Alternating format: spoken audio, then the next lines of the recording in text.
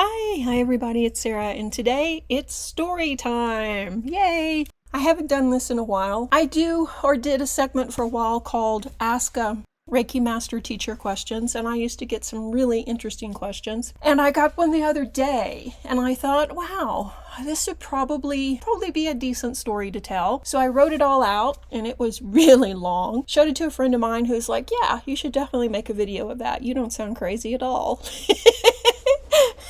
Okay, the question I was asked was, have you ever seen what you thought was perhaps an angel in real life? Not just a person acting angelic, right? But an actual angelic being. And if so, what happened? Here we go. I've had what I consider to be angelic encounters probably 5 to 6 times. I am by no means an expert on them, or what they're doing here, or why they're here, or what's happening. No, I don't have any of the answers and don't claim to. There are quite a few healers out there that do work exclusively with the angelic realm, but I'm not one of them. I'm not going to say I never work with them because that's not true. I do, but I am by no means an expert. I'm also not sharing this story with you to try and convince you or sell you on the idea. Take away what you want to from this video. It's totally just my experience from my point of view, my perception, and it may not make any sense. And it may not also jive with what you think about angels either. But like I say, it's just something that happened to me. No more, no less. So let me set the stage for this story. Long ago, in a mystical land called San Antonio, Texas, in the United States, it was a fine summer day, and it was hot as Hades and really humid. It was a normal summer day in South Texas. A buddy of mine and I drove to a place on the outskirts of town for a day of outdoor music. It began at noon and went on till about 10 p.m. at night. Probably around July is when it happened, early part of July. So it was getting dark about 9:30. Off we went, and I would say we arrived around about 10 a.m. The area, and it's closed now from what I understand, although it's been a piece since I've been to San Antonio or to Texas at all. But from what I understand, the area is closed now. The arena was outdoor, and it was a big place. It had an outdoor stage with seating, with a canopy type metal type canopy over it, and a man-made lawn that served as an amphitheater. So in other words, it was smooth with no trees, manicured, and sloping like an amphitheater. So people could spend less, bring a blanket, and sprawl out there and sit on the grass rather than pay for the seats, which were actually not any cooler. They were just, the little bit of shade. I think that I read later on there were about 2,000 people on the lawn, and that's where we were headed. You could bring in water, sunscreen, and a blanket, but that was really about all. So we did. Since I don't drink anyway, I was content to bring in, all the water I could carry. And then I knew too that I was going to end up buying more cold water as the day grew on because, like I say, hot as Hades. This was a 12-hour adventure probably, and the reason I'm going into so much detail about this is because it could have been heat stroke. You never can tell. I'm not going to rule that out. So as we headed through security to get in, we were patted down, which was really interesting because I don't recall ever being at a concert where I was patted down before or after. They normally check your bag, check your stuff, sure, but they physically patted us down. And so that was a bit odd. Things were about to get even more bizarre. So the security lady that patted me down, she touched me and she began to well up and start crying. I looked at her and she said very quietly, my son, I'm so worried about my son. He won't listen and I think he's joined a gang. I don't know what to do." And then she went basically blank. Yeah. And just kind of stood there looking at me. So I was like, I'm sorry. I patted her on the arm and said maybe she should go home. But she really wasn't looking at me, and she really didn't sound like she heard me.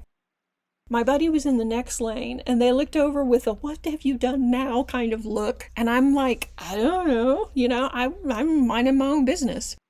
And then suddenly the security lady just kind of pulled herself together, and she apologized really quickly, wiped her face, and then ushered me out of security towards the main entrance to the gate. So that was a clue already that this was going to be an interesting event.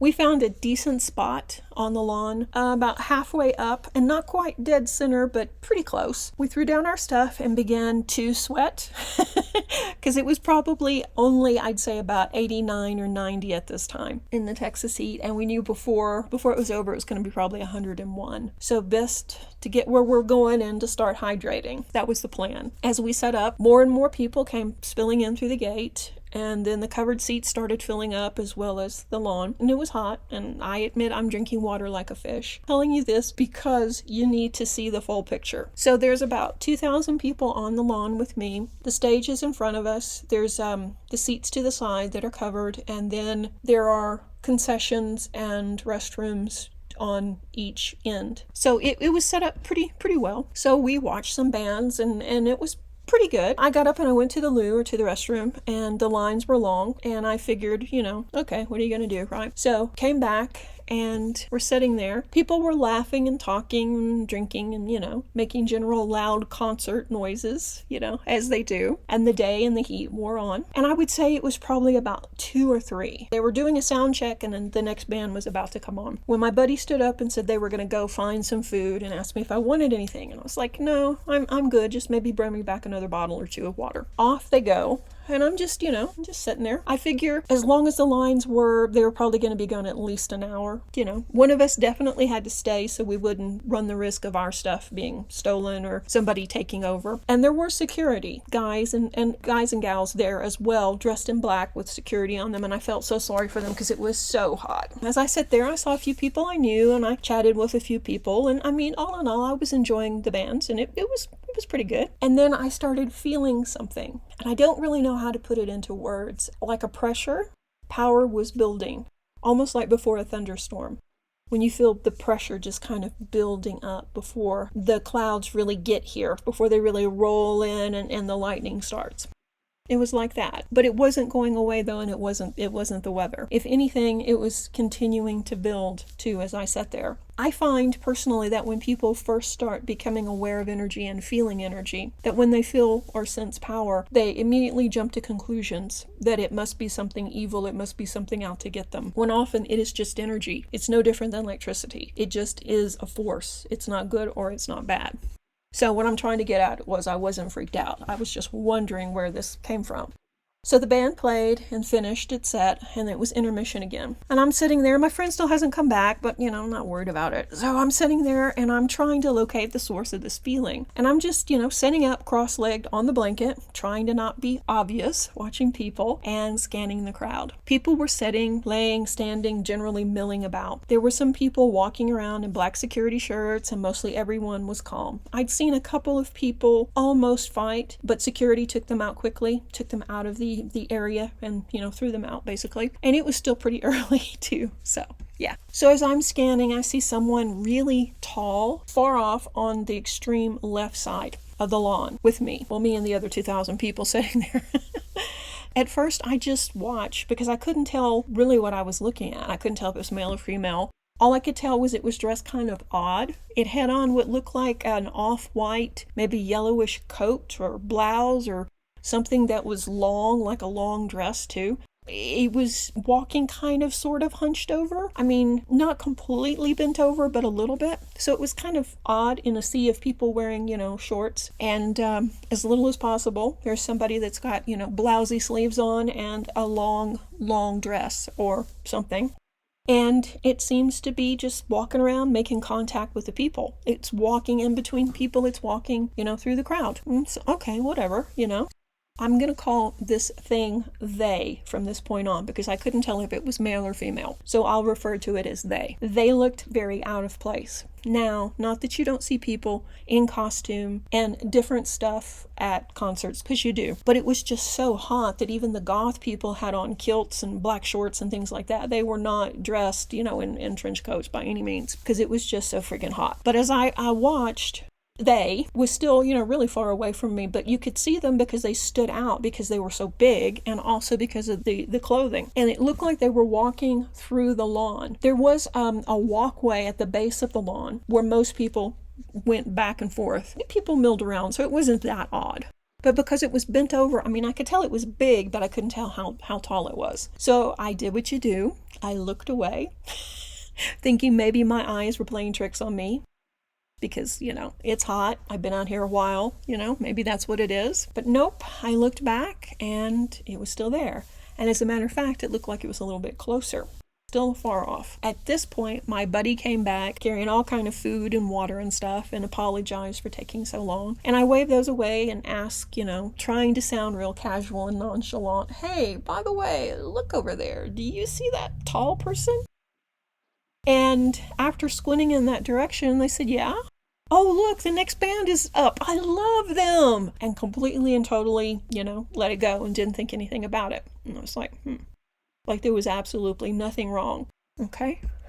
So I thought, all right, maybe it's me. Maybe I am getting, heat stroke or something. Who knows? So I chugged some more water and I tried to watch the show. But the energy was getting stronger and stronger and stronger and more intense. I could feel it in my stomach. I could feel it on my skin. I could feel my hands tingling. My palms were lit up with Reiki. I could feel it, definitely. And I also felt kind of like a static energy, like a charge of static energy building up on my body too.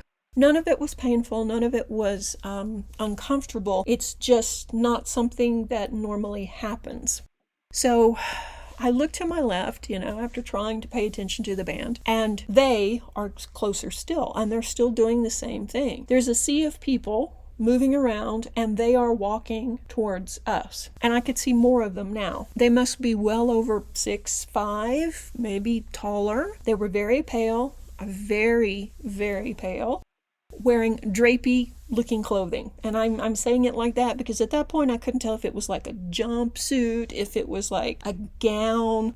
I couldn't really see what they were wearing. But it was just really big and flowy looking and looked like it was probably really hot too.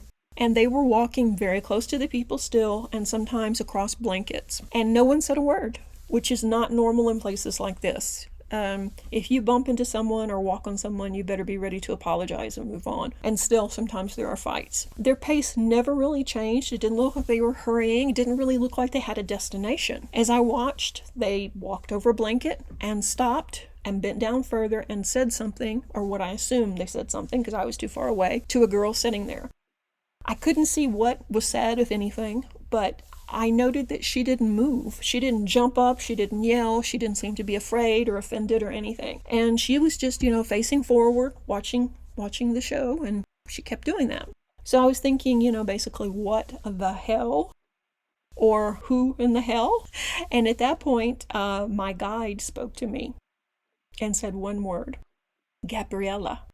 As I was trying to process that, I looked away and looked back, probably, the blink of an eye, just a second, and they were much closer to us. And I was like, I got no more information other than just that name. I gave up on watching the show. While I was still facing forward, I was definitely sitting there with my head turned watching. I could tell you that the closer they got and they were moving with that steady pace, the odder they looked.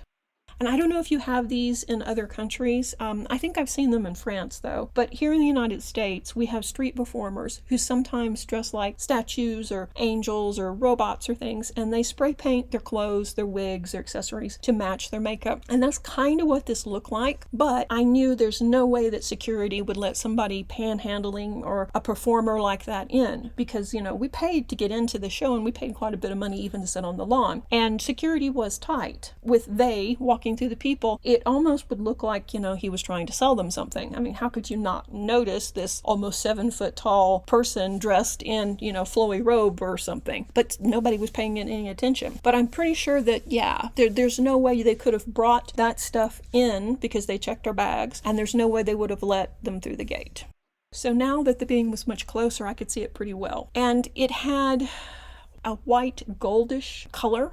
Maybe the color I should say is buttercream. And I'll go online and I'll find a sample of buttercream and put it up here in a slide. But the thing was, like the people that are street performers, its skin, its clothes, its hair, everything was that same color of buttercream. The hair was slicked back to the skull, more like a 1920s flapper hairstyle. And I'll put a picture of that up there too. And it was buttercream too. It was all the same color. The difference was the skin didn't have that shine that I have seen on street performers, because I always look at those people and think, yeah, they've spray painted their clothes, but they did it to match a particular color of grease paint, right? And I always think, oh my God, your pores have to be clogged after wearing that because it just looks so heavy and shiny. But the face on this being didn't look like that. It looked smooth like marble. So it was an interesting effect for sure. And I didn't feel afraid. I felt strong energy. It also felt like it wasn't as warm as I was a minute before. And as I looked over at my buddy, who was now standing up with the rest of the people in front of me, watching the show, I noted that the sound was gone. I was like, when did that happen? When did I lose the ability to hear? What is happening? I turned and looked at the being, and it was very close now. I would say it was between 6 and 7 foot away from me, and it was moving closer, straight at me. They were walking over people and occasionally still bending to say a word or two, like before. But now I could see that it had sandals on, and that the sandals were the same color as its feet. Even the bottom part, all of it was that buttercream. So I'm watching it, and as I am, it's getting closer and closer to me. And suddenly it looked up, and I could see its face clearly, and our eyes met.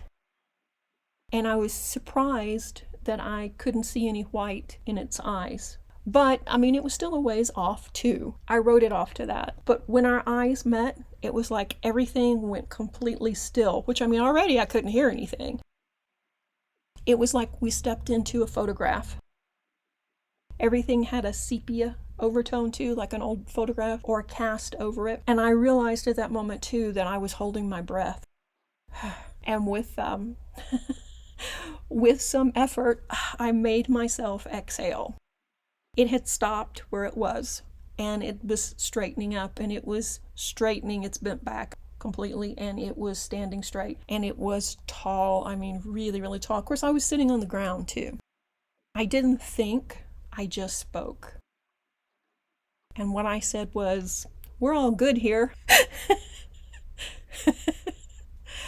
And when I said that, the being turned its head kind of like a dog does when it sees something odd. You know, that kind of way that dogs turn that humans don't really, but kind of like when it sees something interesting or odd. That's what it did. And it gave me then a very slight nod, just like almost like maybe did I imagine it nodding at me? And it turned around. And when it did, I saw that the fabric was really flowy around it. It looked like there was a lot of layers of fabric. And it bent back over and started back into the crowd. And when it did, it was like the people moved to hide it then. Where before, the people in front of me were standing up, but the people on my left were mostly on their blankets. There was a few people standing, but not many. But then, when it turned around, everyone stood up, like it was instantly gone. It was probably about a heartbeat, and then all of a sudden, the bubble popped, and I could hear the noise. I could hear the concert. I could hear everything. And almost everyone on the lawn then suddenly was standing up, and it was almost twilight. I felt sick, like I was going to throw up, and I wondered if I could make it to the restroom. I was, like, oh my gosh, I don't want to throw up here on the lawn, and I've only got water in my stomach anyway, and, and then suddenly, like that, it passed, and I was fine. So, what do you think it was? Do you think it was the angel, Gabriella? Do you think it was something else?